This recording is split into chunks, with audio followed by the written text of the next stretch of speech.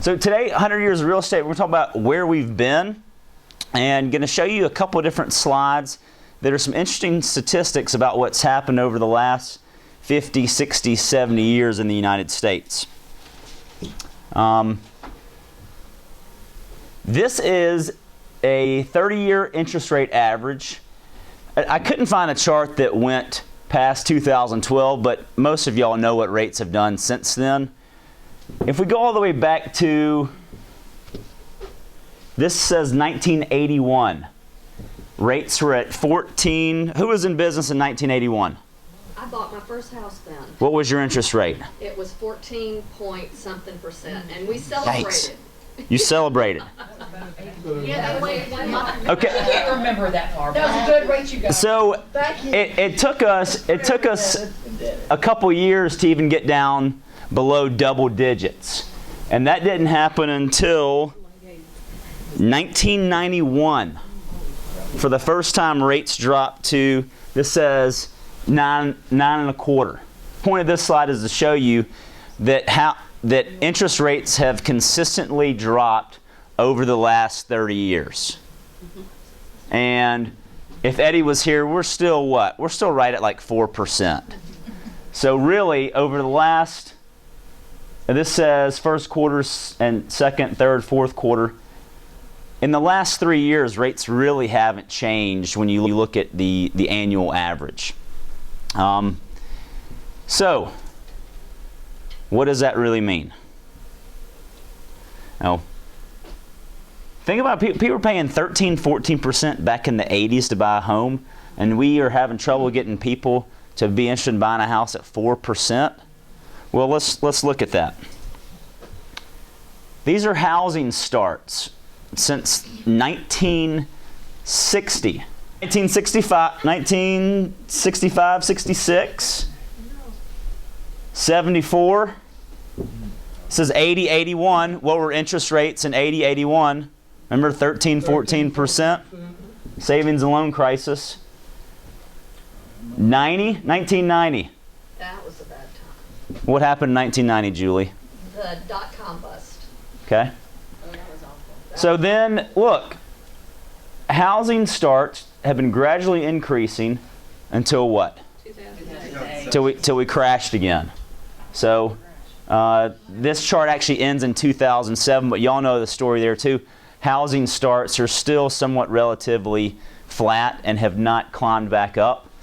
These are in thousands, so that's, this would be what? 1.5 million housing starts. Let me go back real quick. No, that was not the dot-com bust. So see, That was 2000. in the 90s, rates have been gradually dropping. And housing starts since the 90s have been gradually increasing. Okay? What's been happening, the last census was 2010. That's the first census I've participated in as an adult, which was kind of strange when a random person is asking you all these personal questions over the telephone. But when people participate in that, you get some really interesting data. So in 2010, the 1940 census data was released from the archives, and here's what we've learned. 1940, there were 132 million people. 2010, 308 million people. 1 in 6 of these people counted were also in the 1940 census. Okay? The most populated states in 1940, still you've got New York, Pennsylvania, Illinois, Ohio, California. California had a population of 6.9 million in 1940. It's now got a 37 million population. Texas really wasn't even on the map very much. Think about how rural Texas was in the 1940s.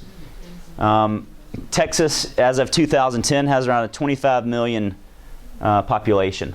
Florida. Not many people were retiring in Florida in 1940. But over the last 70 years, they've grown to around 18 million. The Cubans. The Cubans. The Cubans and the Northerners. And the Canadians. The new Michigan. Snowbird. We don't discriminate. It's just facts, Kathy. So housing. The average American home in 1940 was a little different than the modern home of today. 1940, the average rent was $30 a month. That was in a city area. On a rural area, non-farm, the average rent was less than $20. This is funny, 78% had an outside toilet on a rural farm in the 1940s. If you lived on a rural farm, you didn't have indoor plumbing. Only 17% of them had running water on a rural farm, and 31% of them only had electricity. In 2010, it's gone up considerably to $855 a month, and the average mortgage cost is around $1,500.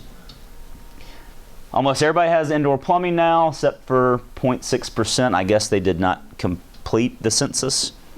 Telephone service, and now everybody has at least, half of us have at least 2 or more vehicles. Now, what's really interesting is how the workforce has changed since then. So, in 1970, 50 million men were working, 30 million women were working in the workforce. That's almost 80 million workers in the United States. We now have 154 million workers in the United States, but look at how much this has changed. It's almost dead even. Men and women in the workforce. And look at this room. How many men are in this room? 1, 2, 3, 4, 5, 6, 7. Real estate has always been dominated by women. But that's happening in other industries now as well, and we'll show you some of that data. State and metro areas. I could not believe Columbus, Georgia was on this map. If you could read this, the dark number is male workers. 53% of the workers in Columbus, Georgia are female. Oh, really? This is according to the census data. Even with Fort Benning? This is civilian only.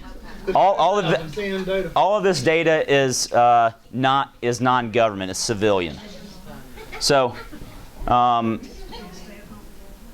you've got Texas, 54% are men, and Fayetteville, North Carolina, 53% of the workforce are women. And in Jacksonville, North Carolina, haven't heard of that. That's military. No. Yeah, 52% are women. Wow. That's in the civilian labor force. It's really interesting. And you know, we talked about 100 years of real estate last week, looking at the generations. So because we have multiple generations and more women have been educated over the last 50 years, that more women have entered the workforce. So, where are we going with this? Where are we going? Well, the Oracle will answer all of those questions next week. Thank y'all very much.